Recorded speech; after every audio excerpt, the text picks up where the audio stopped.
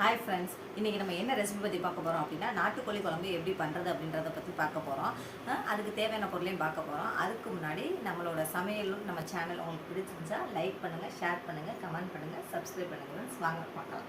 1 KG நாட்டுக்கோழியை என்ன பண்ணோம்னா நல்லா வேக வச்சு ஒரு பவுலில் எடுத்து வச்சுருக்கோம். அப்புறம் பாருங்கள், இதுக்கு 2 பெரிய வெங்காயத்தை பொடியாக நறுக்கி வச்சுருக்கோம், 3 தக்காளியை கட் பண்ணி வச்சுருக்கோம், 2 பச்சை மிளகாயை நல்லா கீறி இப்படி எடுத்து வச்சுருக்கோம், இஞ்சி பூண்டு பேஸ்ட்டு, கருவேப்பிலை, தேங்காய், இதுதான் அதுக்கு தேவையானது. பாருங்கள், ஃபஸ்ட்டு அடுப்பு பற்ற வச்சுருக்கோம். அடுப்பை பற்ற வச்சுட்டு அது நல்லா சூடாகுதான்னு பார்க்குறோம். சூடானதுக்கப்புறம் எண்ணெய் ஊற்றுறோம். பாருங்கள், எண்ணெய் தேவையான அளவு கோல்டு வினர் நான் யூஸ் பண்ணியிருக்கேன். இந்த இதுக்கு நல்லா நிறைய எண்ணெய் ஊற்றியாச்சு. எண்ணெய் சூடாகணும். எண்ணெய் சூடாகுதுன்னு பார்த்துக்கிறேங்க. எண்ணெய் சூடானோன்னா சோம்பு சீரகம் எடுத்து போட்டாச்சு. சோம்பு சூடாகட்டும். நல்லா பட்டை கிராம்பு போட்டுருவோம். சூடானதுக்கப்புறம் பட்டை கிராம்பு எல்லாம் போட்டாச்சு. பாருங்கள்,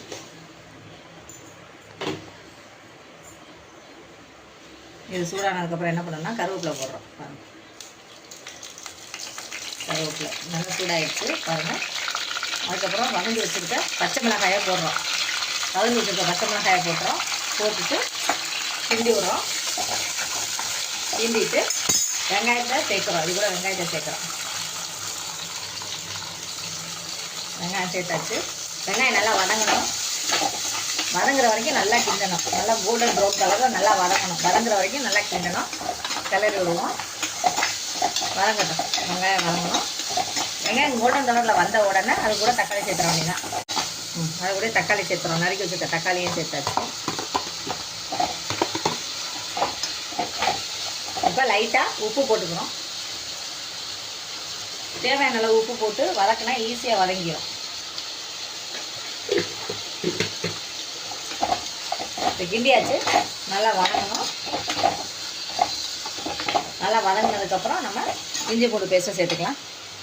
இப்போ பாருங்கள், நல்லா வதங்கிடுச்சு. இந்த அளவு வதங்கினா போதும். ஏன்னா நம்ம குழம்பு தான் வைக்க போகிறோம். அதனால் இந்த அளவு வதங்கினா போதும். இப்போ பாருங்கள், நாட்டுக்கோழியை இதில் அப்படியே சேர்த்துடுறோம்.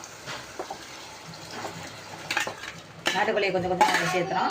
நல்லா வேகட்டும். நல்லா வேகி 2 தக்காளி வெங்காயம் எல்லாம் இது கூட மிக்ஸ் ஆகணும். மிக்ஸ் ஆகிற வரைக்கும் அடுத்து கொஞ்சம் வேலை இருக்குது. நம்ம கொஞ்சம் மிளகையும் சீரகத்தையும் அரைச்சிக்கலாம். இங்கே பாருங்கள், கொஞ்சம் மிளகு சீரகம் அந்த ஜாரில் அரைச்சிக்குவோம்.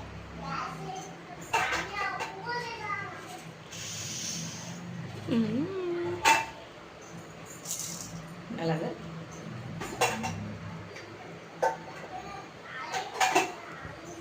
ஜீரகம், மிளகு சீரகம் பவுடர் இந்த அளவுக்கு தேவையான அளவு அரைச்சாச்சு. அரைச்சது இப்போ இந்த லேசாக கொதி வந்துருச்சு. கொதி வந்துருந்து கொட்டுறோம். பாருங்கள், மிளகு சீரகத்துக்கு தூவியாச்சு. நல்லா கிளறி விடுறோம். நல்லா வேகணும்.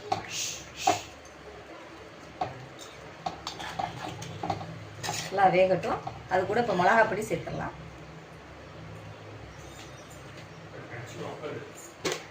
பாருங்கள், மிளகாப்பொடி சேர்க்கணும்.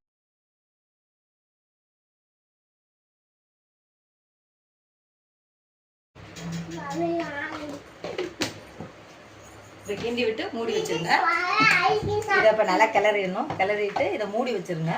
மூடி வச்சதுக்கப்புறம் ஒரு 10 நிமிஷம் கழித்து வெந்ததுக்கப்புறம் எண்ணெய் விட்டு வரையில் தேங்காய் பால் வேணும் அப்படின்னா தேங்காய் ஊற்றிக்கிடுங்க. இல்லை பால் வேணுனாலும் ஊற்றிக்கிடுங்க. தேங்காய் பாலை ஊற்றி ஒரு 5 மினிட்ஸ் கொதி வந்தோடனே இறக்கிற வேண்டியதான்.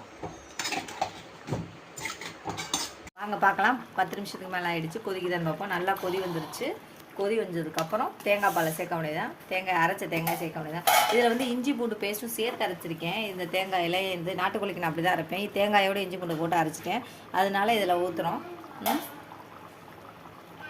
தேவையான அளவு தேங்காய் பாலை ஊற்றியாச்சு.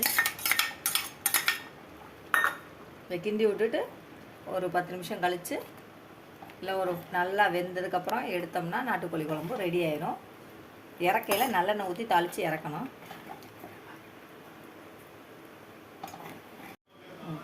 வாங்க இப்போ திறந்து பார்க்கலாம். தேங்காய் பால் ஊற்றுனதுக்கப்புறம் நாட்டுக்கோழி குழம்பு எப்படி இருக்குன்றதை பார்ப்போம். பாருங்கள், குழம்பு ரெடி ஆயிடுச்சு. இது நம்ம தண்ணியில் உஞ்ச வேணாம். ஏன்னா இது குழம்பா தான் வைக்க போகிறோம். அதனால இப்படியே சாப்பிட்டா தான் டேஸ்ட்டாக இருக்கும். சுவையான நாட்டுக்கோழி குழம்பு ரெடி ஆயிடுச்சு. இந்த குழம்பு உங்களுக்கு பிடிச்சிருந்தா லைக் பண்ணுங்கள், ஷேர் பண்ணுங்கள், கமெண்ட் பண்ணுங்கள், சப்ஸ்கிரைப் பண்ணுங்கள். ஓகே.